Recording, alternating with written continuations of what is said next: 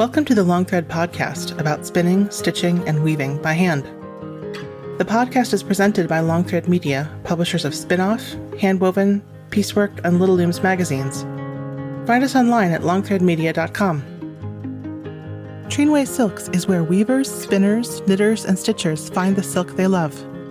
Select from the largest variety of silk spinning fibers, silk yarn, and silk threads and ribbons at trinwaysilks.com. You'll discover a rainbow of colors thoughtfully hand-dyed in Colorado. Love natural? Trinway's array of wild silks provide choices beyond white.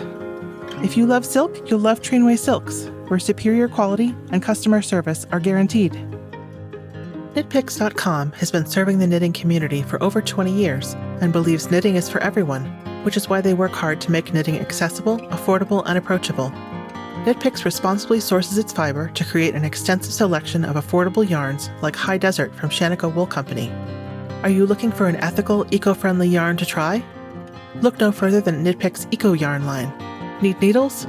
KnitPicks makes a selection for knitters right at their Vancouver, Washington headquarters. Knitpicks.com, a place for every knitter. I'm your host, Long Thread Media co-founder Anne Merrow. Laverne Waddington is a backstrap weaver living in Bolivia. On her extensive travels in the Americas, she has studied a variety of hand-manipulated weaving techniques. So Laverne, thanks so much for being with me. Thank you for having me. I'm really pleased to be here. Now, I have loved looking at your work online, and a lot of it is beautiful and intricate. How would you describe the kind of weaving that you do? Oh, that's a hard one because I think I do a great variety of things. I love doing pickup. And if I'm doing a project that's going to take me only a week, I'm actually not really interested. I like projects that go on and that I'm just so involved and so acquainted with every single thread in this warp that I'm picking and dropping and handling with my fingers. It's a very unique relationship with the threads and the cloth because you're with it for such a long time. So I can be months and months working on really intricate things, although my dream is to just weave some gorgeous yardage that could be just plain weave and to actually make clothes with it. But that's sort of in the distance. That's yet to come because I'm very much process oriented now, not so much product. But I think eventually it might become more about product for me. But you have to be, I assume looking at it, that you have to be at least somewhat attached to a product because your work is beautifully finished and there's a clear beginning and end. It's process, but it's not just sample. Yeah, it has happened lately that I can tell from the notes in my notebook that I'll start by naming the product. Yes, I am going to make this product, but it really is just an excuse to weave. It's not like, oh, I really need a new wallet. I ended up making 3 wallets. I mean, who needs 3 wallets? But I always laugh and say, I've got one for each currency. When I'm traveling, I've got one for my Bolivianos, one for the US dollars, one for Australian dollars. So yeah, now I start naming the product and then plan out what I'm going to do. Whereas my notebooks, I think in the past would be, oh, I'm going to weave this pattern and this structure. And then whatever the cloth comes out with, maybe I can sew that up into something. Right. It has changed over the years. Yeah. But I do love, my sewing skills aren't wonderful, but they are improving. So I am really enjoying having this piece of cloth that I can hand sew into something useful. So I'm going to ask you a very basic question. It seems like most of your work is done on a backstrap loom. And I think many of our listeners are weavers, but not everybody. So can you kind of take us back to the very beginning and explain what a backstrap loom is and how you weave on it? Well, it's basically, for people who are weavers, they'll recognize the terms cloth beam and warp beam.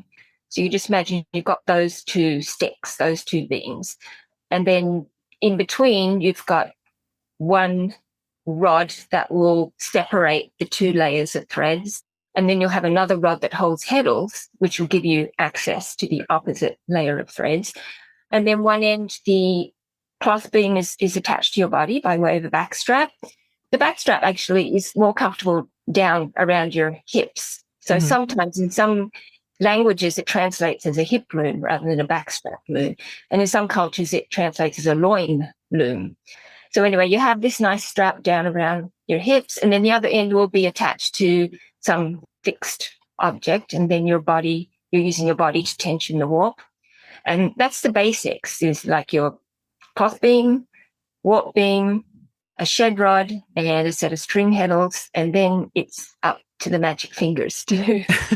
There's a beautiful book from Bangladesh about backstrap weavers. It's called Strong Backs and Magic Fingers, and to me that sums it up. Does that make it difficult to have more than one project at a time? Because you're essentially taking you're taking an important part of the loom apart anytime you stand up.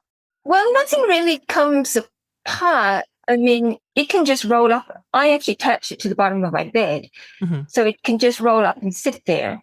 Mm-hmm. And the bed is long. So I have actually had multiple things. Like I might have a wide piece at one end of the bed, and then a little further along, maybe have a couple of bands hanging off. And I used to do that quite often, because working on that one project, let's take a break and do some other little narrow thing just to mix it up a little bit. So you can have several projects going on at a time. It's not a problem. People sometimes have the impression, like, what happens when you do take tension? Do all the sticks fall out? Does it fall apart? No, it's perfectly intact.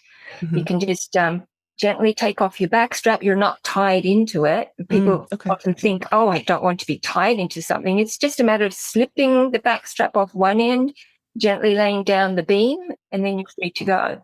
So no problem at all. And I haven't counted my sticks, but I've probably easily got enough sticks to have 25 backstrap looms going at once. So it's very easy to have multiple projects going.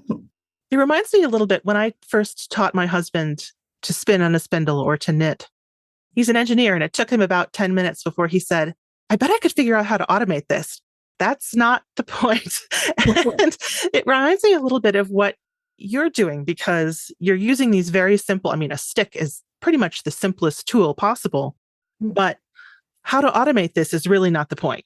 No, not at all. And it's funny you mentioned about the engineer, because I have had engineer students before, and I can see them going, I can see the cogs turning while they're trying to think, is there a faster way that I could achieve this? And yes, that's not the point. And I have had students come, and the first thing they would say to me, they've come to a backstrap weaving class, but the first thing they'll say is, can I do this on my floor loom? Because there are people who are more interested in, I want to make those beautiful patterns rather than the actual loom itself. So you get different comments from different people. Yes, but the engineers have actually given me some tips before. Yeah. Not so much radically changing the loom or the way I do things, but I've had some really cool heddle making tips that I've been able to pass on to other students, even if I don't adopt them myself in my own practice. That's really cool. So where do you learn how to do this? Like, where do you pick up the skills to weave on a backstrap loom and to weave different kinds of cloth on a backstrap loom? Well, being based here in South America, in years past, I traveled every chance I could. When I wasn't working, I was out traveling and visiting with weavers. I was living down in southern Chile at the very tip of the South American continent. And long story, I was doing Navajo style weaving down there. And one day was having a lovely time doing that. But one day just woke up, thought, this is crazy. What am I doing here in South America doing this? I need to find out about South American style of weaving. And right down at that southern tip, the indigenous people didn't have a weaving culture. They did weave baskets, but they wore skins, painted skins. So I knew I needed to travel. And I went up to Peru, knowing at all what I was looking for. My whole weaving knowledge at that time was weft-faced Navajo style rugs. And after many weeks there, I had an opportunity. I met up with a weaver. I didn't know what technique she was going to teach me. I didn't know what kind of loom we were going to use. And it just happened to be a backstrap loom. And I just never looked back after that. When I went back down to Chile to my Navajo style loom, I was then only using it as my anchor point for my backstrap. That just all went away, and I just became so enthralled by the backstrap loom. And then when I moved up to Bolivia, of course, the Navajo style loom had to stay behind. And I really didn't have to bring anything with me to Bolivia, because you arrive here, go find a broom, or even there, hardware stores, there are some dowels, but it's as simple as that, and you're good to go again. I do have some specialized tools like swords and beaters, and I'll have my favorite pieces and also pieces that I've traded with my teachers. So I do tend to hang on to those. But for the basic loom parts, most people probably have them lying around their house right now and would be able to set one up. So you might have a favorite tool because of what it's made of or how it feels in your hand, but it's not like here are the specs of the tool that I need. It's just here's what's at hand that I enjoy using. Yes, exactly. Especially pickup sticks. People say, what's your favorite pickup stick? And I say the one that's closest to me when I need it. Because I have a lot of different ones. Mm-hmm. And actually, for me, one of the most fascinating things is the way that these tools differ quite radically in shape and size. Of course, the kind of wood that they're made from as well, from place to place. It isn't really the sword or the beater doesn't really have a standard shape. It can vary a whole lot. Mm-hmm. And now a word from our sponsors. The Adirondack Woolen Arts Festival is the perfect way to spend a weekend surrounded by over 150 craft vendors in Greenwich, New York. Discover a curated group of vendors featuring the best of wool and artisan crafters. Throughout the weekend, enjoy workshops, free horse-drawn wagon rides, free kids' crafts, a fiber sheep show, and a sanctioned cashmere goat show. Join us September 21st and 22nd, 2024, and every fall. For more information, visit adkwoolenarts.com. That's adkwoolandarts.com. And now back to the show. So if the loom is very simple and the tools are very simple, you're still getting a really wide variety of different kinds of cloth. You know, there are some that are very sort of geometric and repetitive. There are some that have a lot of different colors. There are some that are just pure texture. Where do you learn to do these sorts of different styles of weaving? And do you find that there are some that you enjoy more than others? Well, I mean, every weaving technique every structure that I'm weaving has been learned from my indigenous teachers. Mm-hmm. I've worked with a lot of different indigenous teachers, from coastal Ecuador to the highlands of Ecuador, totally different styles. Different parts of the highland part of Ecuador and highland Peru, lowland Bolivia, where I live right here. There are Guatemala weavers, not all of them working on backstrap looms, but doing warp-faced pickup pattern pieces. So I get the structural knowledge from them. And then I guess I just get lots of inspiration online, looking through books. And I mean, my first practice, and I think it's quite a typical artist practice, is to replicate. So you will replicate. You come back with a set of patterns that your teacher has shown you. And the first time I learned patterns. I really didn't understand what was going on with the structure. So I was just very mechanically weaving those patterns that the teacher had taught me. And so you replicate, and then later on you might see in a book or online another pattern, and you think, well, can I weave that? You'll challenge yourself, which kind of forces you then to look closely at the structure. Did I really understand what's going on? And then from there, then you might take a pattern and modify it and slowly go on from there to create your own. And I really do try to create my own now. But I think replication was a very important part of my learning process. All of these different styles, I was thinking about, if you go to Peru and look at even just the villages that are represented by the Center for Traditional Textiles of Cusco, or if you go to Guatemala, and you can tell in where the textiles from every village are, because even using the same tools and techniques, there's been all these little variations that propagate. Yeah, exactly. And Guatemalan textiles are vastly different from the textiles of the highlands here in South America. And I'm not really a color person. I wish I could be, but I'm just not. And so Guatemala for me was like, wow. And I'm amazed at the things that I wove. I carried a little piece of that back with me because my teacher was weaving quite a wide piece in which she had 6 motifs in a row. Like she'd do a little woman figure, and she would, with supplementary wefts, she would weave 5 of the little woman figures and let me do the 6th one. I would be sitting right beside her. And she was getting really annoyed with me because I had the basket of yarn and I was delaying. You know, I was supposed to be handing her the colors, and I was like, well, hang on with it. You can't put the blue with that color. And she was like, just give me a color. And and it looked wonderful. Like, it seemed to be whatever we put on there looked amazing. It was just joyful. It was Guatemalan. It was very freeing in a way. So I brought a little bit of that with me. I've tried, okay, I'm just going to put my hand in the basket and get the color. And sometimes it works and sometimes it doesn't. That was sort of a short period after I came back from Guatemala, and I wove some very colorful things, but I kind of slowly slipped back to being a little bit more organized and planning it, coordinated.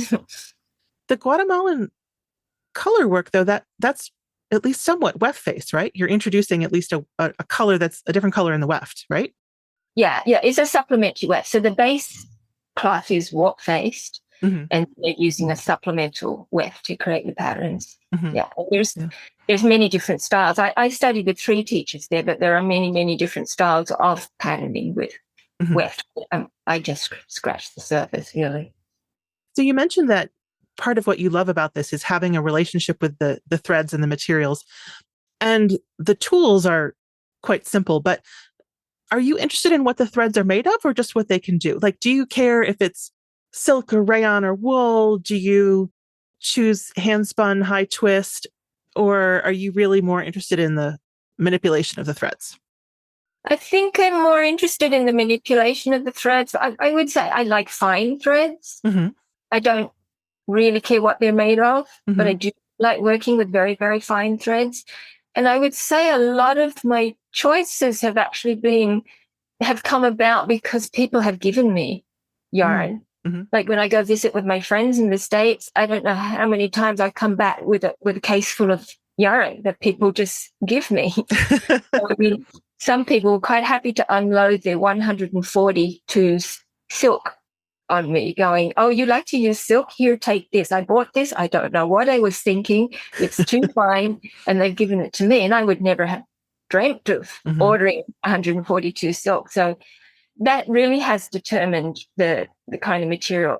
I am interested in spinning my own yarn as well. And it's just such a joy to weave with your own hand-spun yarn. I do wool and cotton, but it is pretty much determined by what's been given to me. Before I started traveling a lot to the States, it was mostly just limited to cotton, which is what I could get locally down here in the lowlands.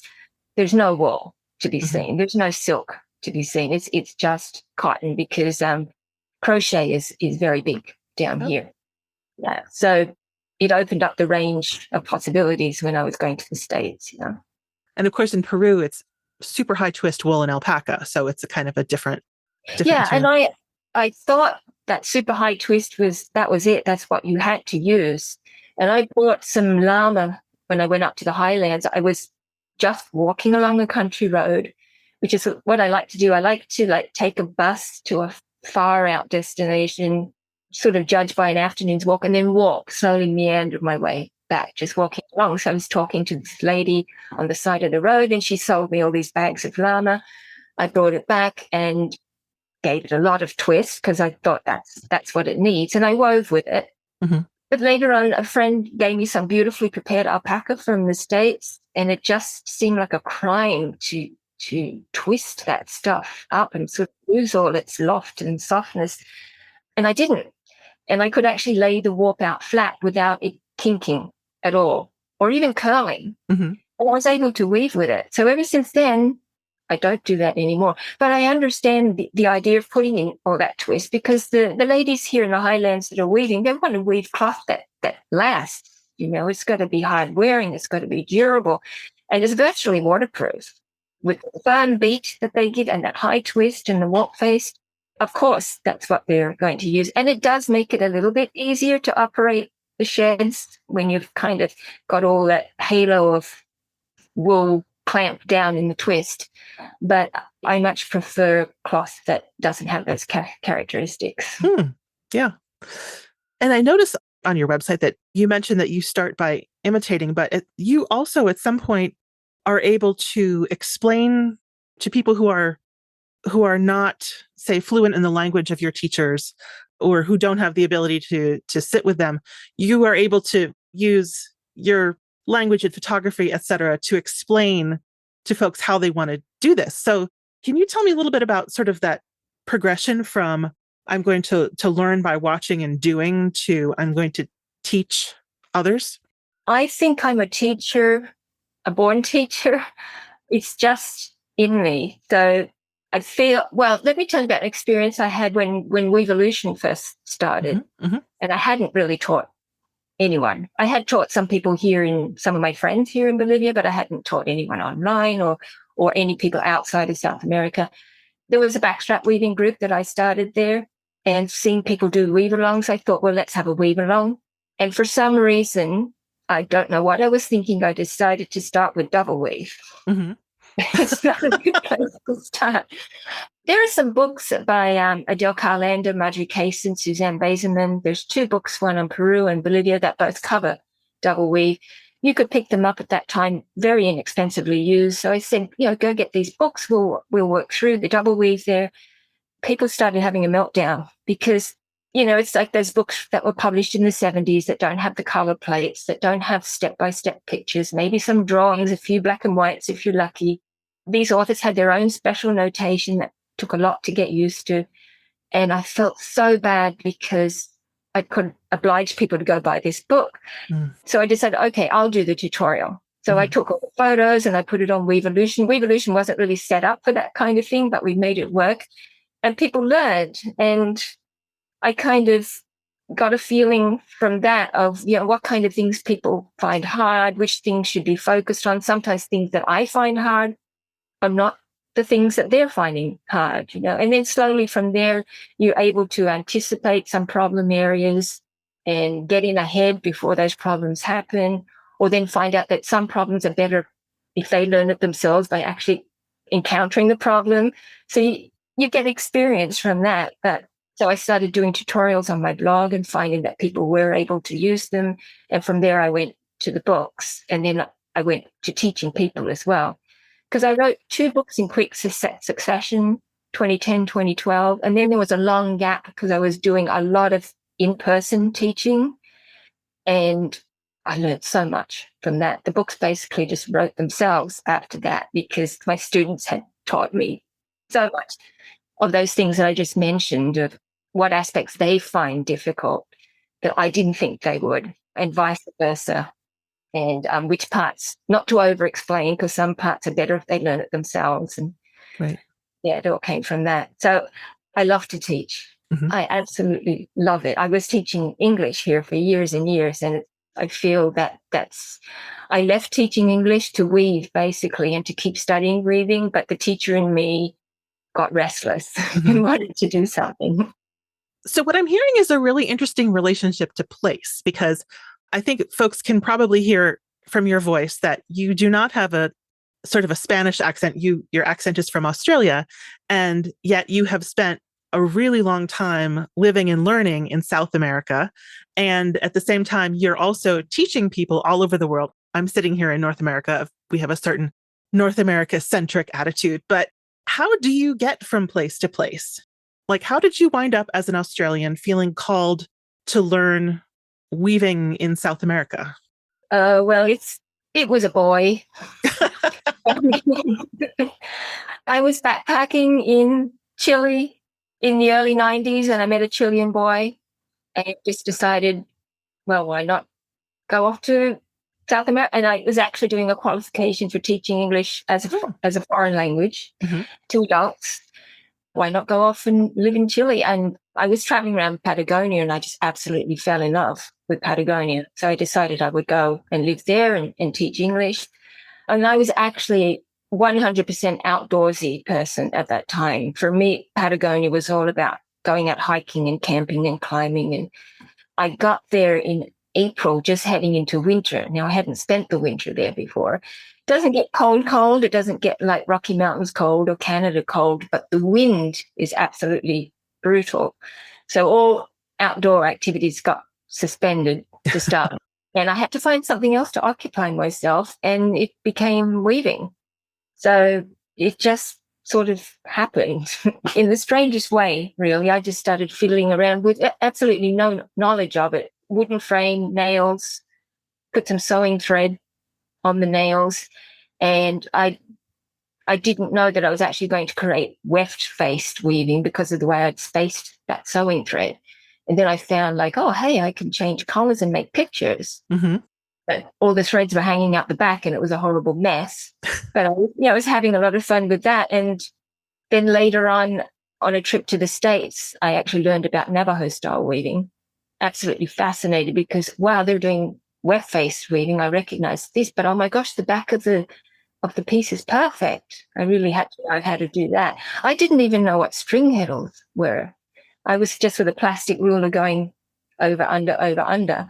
And I bought a book on Navajo style weaving before I met the teacher and discovered this amazing thing called string heddles. The heavens parted and the choir sang. It was incredible. So it all just came about quite strangely like that.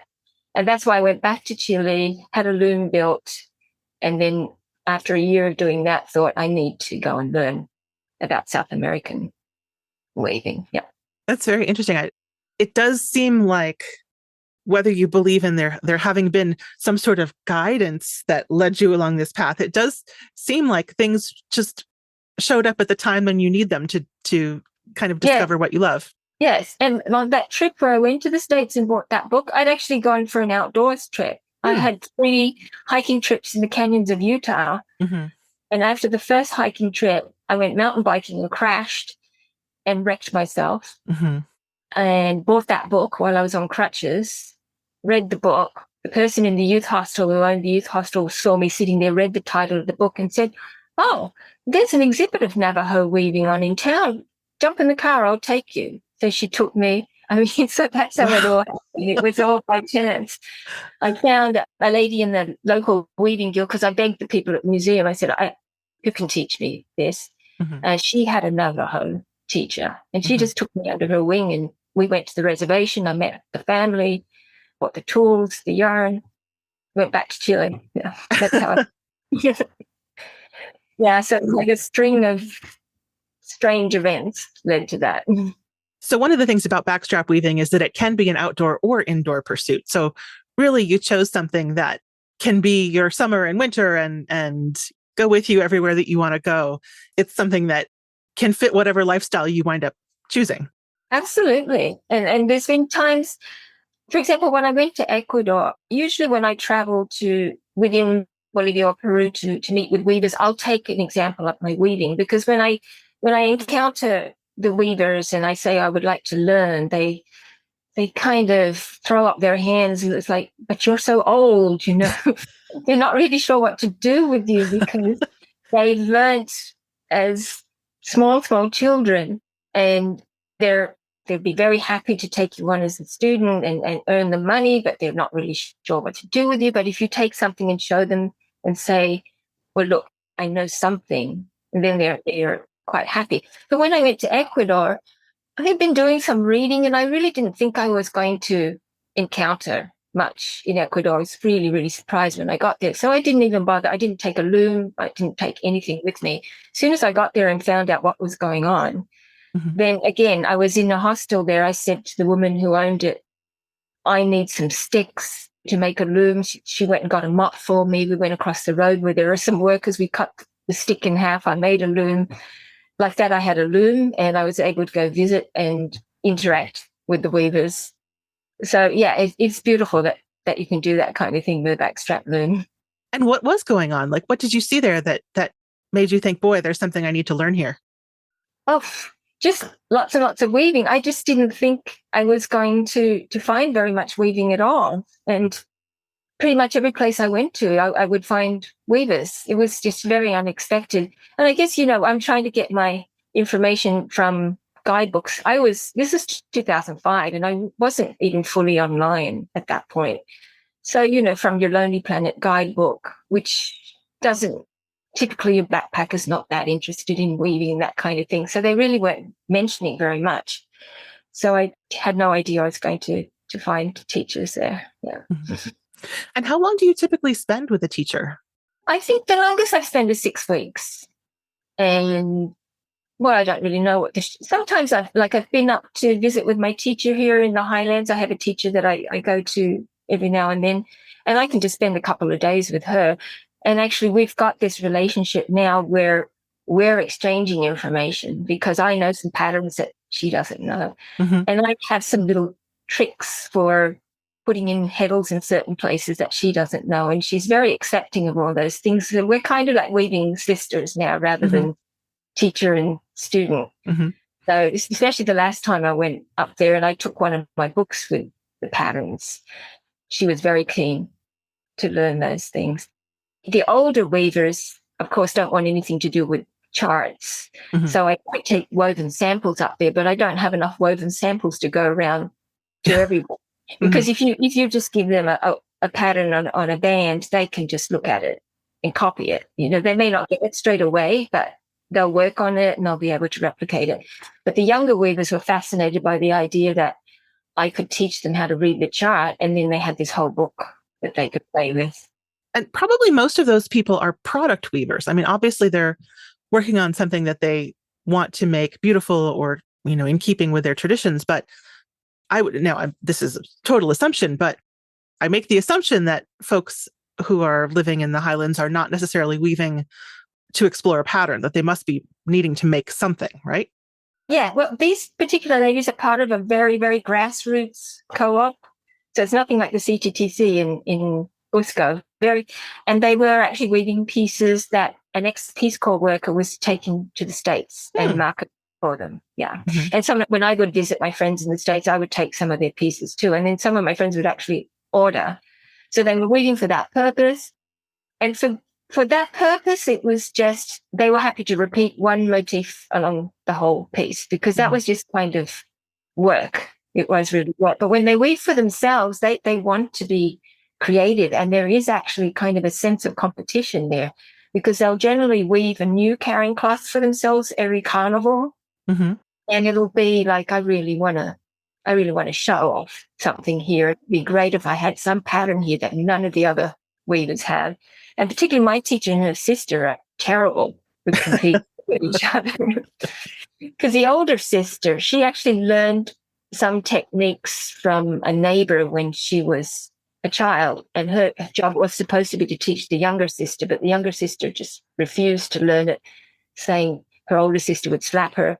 And now as an adult, the younger one would rather die than ask the older one to teach her now.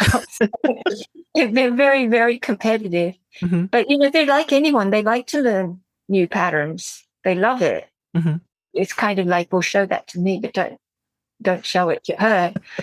And Maxima, more recently, she wove her cloth that she wove for Carnival. She put 2 panels of double weave in it, it's very laborious, the double weave. And she was like, oh, why did I do this? But at the end, very pleased because she had something really outstanding, you know, that perhaps some of the other ladies weren't using that structure, that were using something a bit more basic. Wow. So you've kind of taught and learned in an era where it was very much hand to hand. You go someplace and you learn from the person. And you mentioned that you have taught in person, but at this point, obviously, you're doing a lot of digital teaching people through the internet, and people are able to pass information that way. How do you find that that's made it different? Is it more accessible? Are more people discovering what you can do and wanting to learn from you? I haven't been actively promoting it because I'm in a bit of a limbo at the moment because I'm actually planning to move back to Australia. So I'm just working on a lot of other stuff. I haven't actually woven anything on my loom for a couple of months, which is really unusual. But the Zoom classes have been amazing for me. They've been really amazing because I'm used to doing a 2-day workshop, 6 hours a day, 2 days. It's a lot. It's a lot for people to take on. They go home on a Saturday night absolutely exhausted. And you think, oh my God, I've broken them. They come back on Sunday fresh and raring to go. But still, it really is a lot. And say if you've got a working person who then works 5 days and they don't get to weave again, the next weekend, maybe they have to put off some chores to take the workshop. So the next weekend they don't weave. 2 weeks on, they're almost at the point where they're starting to forget a little bit. So doing the Zoom workshops, what I do is a 3-hour session on one day, and then we leave a week. And then we do a 3-hour session on a day the following week. And they get to practice all that time in between. So they really get to absorb what they learned in those 3 hours. The thing is, too, that I'm teaching on the Inca loom. I'm not teaching on the backstrap loom. So, on the backstrap loom, they have to learn to wind the warp and make the heddles. And they've already got their Inca looms. They know what that's all about. And I found that more people who are studying this style via Zoom continue with it than when I did the in-person classes. So I found the Zoom classes to be very successful. And I love teaching them. And you can have people from all over the world as well. So it's not just that you go to one place and you see people who are right in front of you. But do you find it difficult to teach people techniques when you are not able to put your hands on their warps? No. No, I have video clips. I just made it because I hundreds and hundreds of times I've taught. I'm teaching Andean pebble weave. That's the class I'm doing on the Inca loom. And I always say to people, if you make a mistake that I have never encountered before, you'll get a prize. You'll have to get it because I've seen it all and I know how to fix it. And it just works. It works. I haven't had anyone getting stuck in the Zoom classes. It really does just work. What I lament a little bit is that 3-hour session, you don't have the same relationship with the students that you do in the full day class where you get a lunch break and you have tea breaks and you can chat. And so, it's really not the same in that way. That's the only difference. But I really do feel that it's better learning having that gap in between, which is not always practical to do if you're doing in-person classes. You go to a place, you're not going to sit there for a week and come back the next week. So, I think it's been really good. Can you, just as an example, kind of tell me about the evolution of your understanding of Andean pebble weave? Like, how did you learn to do it? How did you practice it? What are you making for your own artistic practice? And then how did you learn how to teach it? That's a long question. That is a good question. Well, that was the first structure that I learned. And as I told you, I had no idea of the actual mechanics or actually what was going on structurally when I learned it, because I was literally writing in a book, 2 black, 2 white, 2 black, the pickup for each pattern. And actually the funny thing is when I got home, I walked my loom up backwards. I followed the instructions and I created a whole new pattern. So I was at a complete loss. Like, how did I do that? Because I didn't understand the structure. So, I mean, I was replicating the patterns I had been taught. And then I had actually bought some textiles in other parts of Peru from Taquile Island that I could then recognize, this is the same structure that I had learned. So then I tried to weave those and then try and come up with a way to actually chart them rather than writing out line by line by line. And then once I really had to force myself to understand the structure, because it would be pretty easy just to keep weaving those same patterns over and over again, just wider and wider pieces, more and more patterns. I really had to force myself to try and figure out, well, what's going on here? And then once I did understand it, then I could see how I could then create my own patterns. And I didn't have a whole lot of experience teaching it in person when I did my first book. So, if I could do that book over, I would change a lot of things. But then when I got the in-person experience, it just grew from there. My next book, if I have a more settled time when I can actually work on it, would be designing your own patterns in Andean pebble, because I would really like to see, my book for the Inca loom has 24 patterns. And I really tried to emphasize that you're not limited to these 24 patterns here. They're all small patterns. You can combine them. You put them together, flip them this way and that. That's all taught in the book. So make the most of this information that you have. But people want more patterns, and I do have more pattern books, but there's nothing more satisfying than designing your own pattern. So that's what I would like to do next. Being able to predict, if I do this, I think I know what's going to happen next. Yes. Yeah, exactly. And like we're all chart people. We like working from charts. So it's it's a matter of having the chart and working out how I can represent this. Maybe I want to weave a cat, how can I make this fit on this chart and then go and weave it. Of course, that's not the way the indigenous people are learning it, but that's the way we like to learn. Mm-hmm. It does kind of remind me that weaving is one of the ultimate binary. Its threads are up and down, so it's very much sort of a digital pursuit, and digits, they're also your hands. So yeah, exactly. But manipulating each thread by thread is a kind of understanding that's different from knowing how, if I put these threads on this shaft and push this treadle, this is what will happen. Well, yeah, exactly. It is. I mean, and I have made some of my warps automatic. I committed to weaving lanyards for a conference, and I don't like commission work. And I put it off and I put it off and I put it off, and then finally realized, oh, heck, I have to weave these lanyards. And so I set up, it's something I never do because I like the process. I set up the warp with 11 sets of string heddles. And I could just go bam, bam, bam and weave it off. But that's not my way of doing it. I do like to be looking at what's appearing on the cloth, looking at the threads. I mean, you're not always tied to the chart. I usually find, because I'm weaving so many different patterns, I will look at my chart to weave the first motif. And if I'm repeating it, I will prefer to look at the weaving rather than the chart for the repeat. Then I can put the chart away once I've woven that one sample. Yes, and then you don't have to have a piece of paper in addition to everything else. And you can, in knitting, we say read your knitting, and I guess you're reading your weaving. Yeah, you read the weaving. Yeah. Have you ever tried? I have had some experience with people who bought my book and learned it and said, now I want to create my own pattern. But they really need some guidance, and I need to write a book because, for example, there was one lady the thing is you have to realize the structure within the frame within which you need to work and make your pattern fit the structure. But she was actually creating her figure and then trying to manipulate the structure to fit the figure, and it wasn't working. So when I come across something like that, it's like, oh, I want so badly to help you. So, I'm dying to write this next book for people.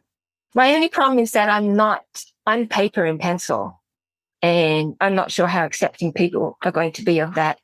I'm not someone who goes to fancy programs to write patterns. Oh, you mean just for your charts? Yeah, to actually, because it's a very special kind of chart that I use. It's not just blocks or a grid so if I do the book, it's going to be paper and pencil. But when you said just paper and pencil, that kind of surprised me because at this point, people who have had a blog running for a long time are quite rare.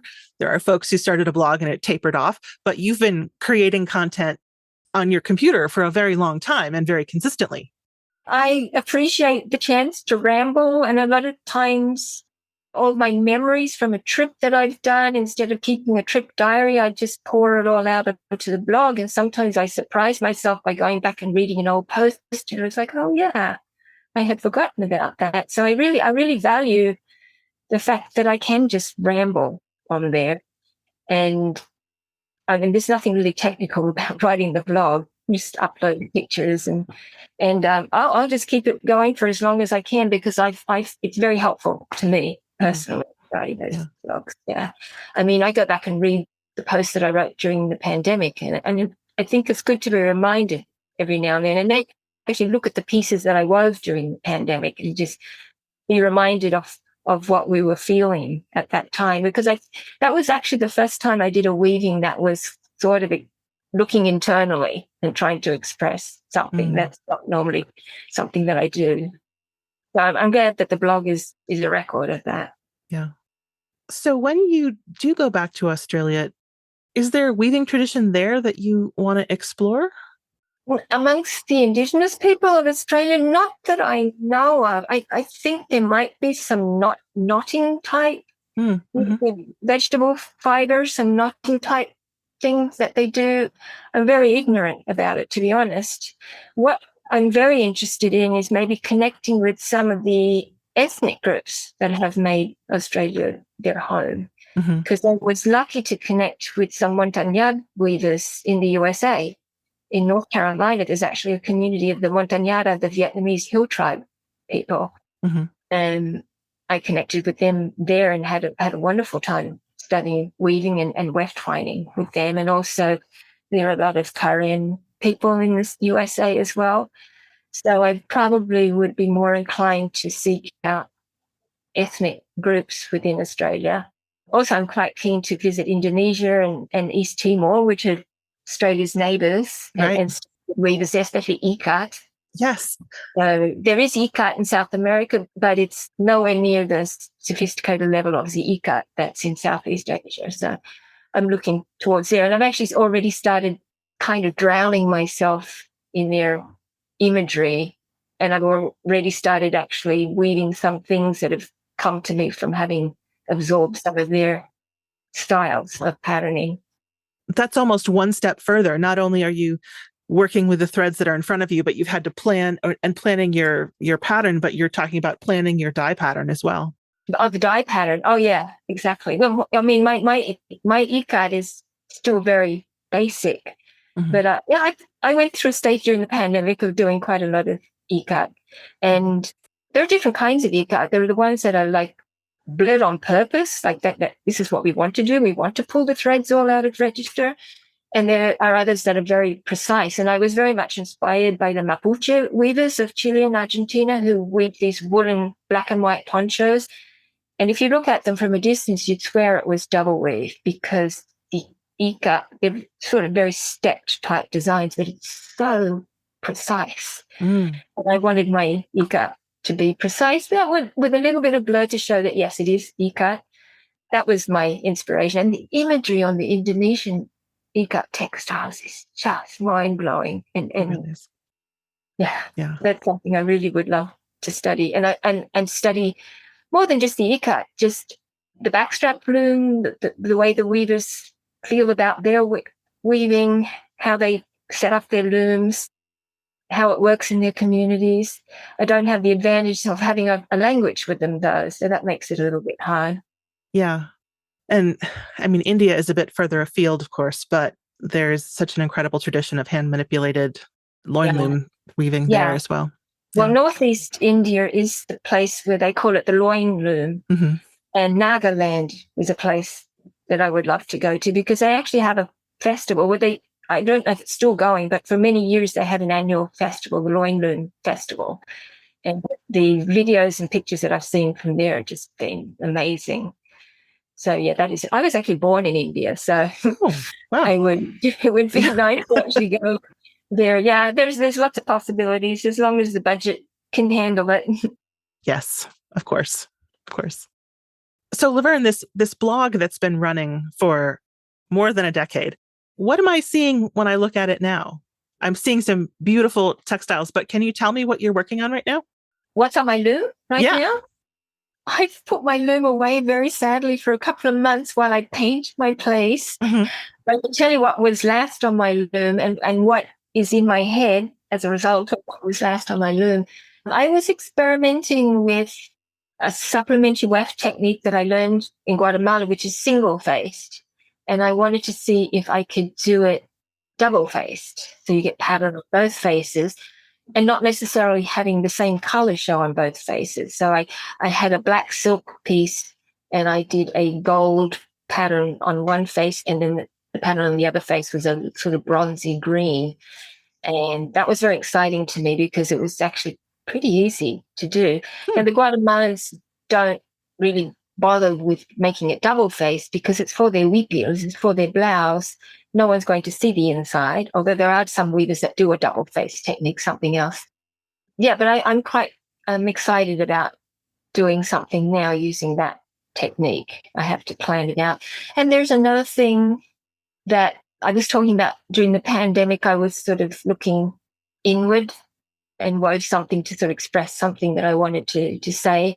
I have a theme in my head that I want to express, again, looking inward. I know a lot of people talk about social issues and look outward, and I'm still sort of at an inward looking stage.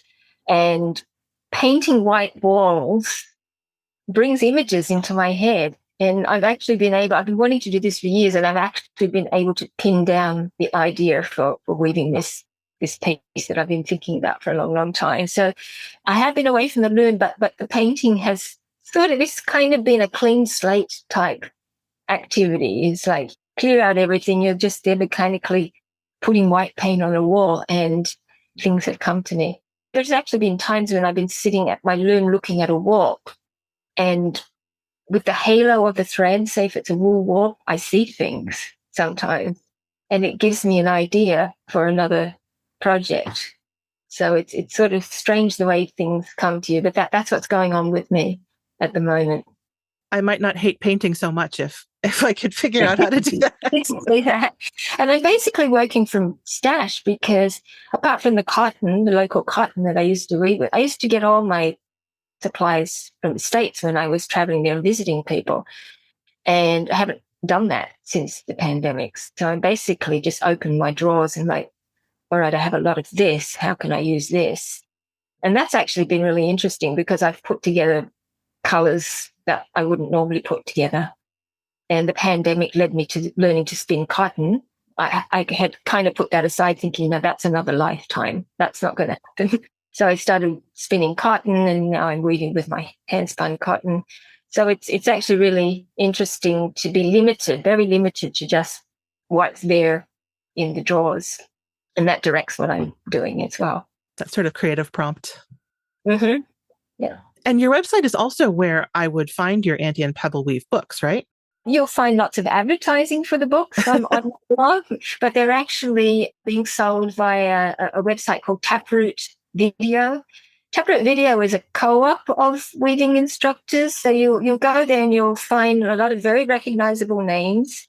Annie McHale, who you've also interviewed, she's on there, and Carol James, just to name a couple. So they weave a lot of textile art. I mean, they sell a lot of textile arts products. And it's called Taproot Video, but it's not all video classes. I have 8 publications on there that are book form in one video. taprootvideo.com. And what's your website? We'll link to it in the show notes. Okay, yeah. backstrapweaving.wordpress.com. Backstrap weaving. Okay. That's a good term to be able to search for. And if people wanted to, if there was a guild that wanted to reach out to you for a class, they could reach out to you through your website as well? Yeah, through the blog, through Facebook, through Instagram, Ravelry, kind of all over the place. Yes, please do. I would love to hear from you. Yes. And we'll include all those links in the show notes. But Laverne, thank you so much for your time. I've so enjoyed learning about backstrap weaving and your process. Yeah, thank you, Anne, for the interesting questions. It actually made me think about some things that I've never given a thought to before. So it's been really interesting for me as well. Thanks to our sponsors for supporting the podcast. Thank you for listening to the Long Thread Podcast. If you've enjoyed this episode, please rate the show and leave us a comment on Apple Podcasts or your favorite podcast platform. Thanks again.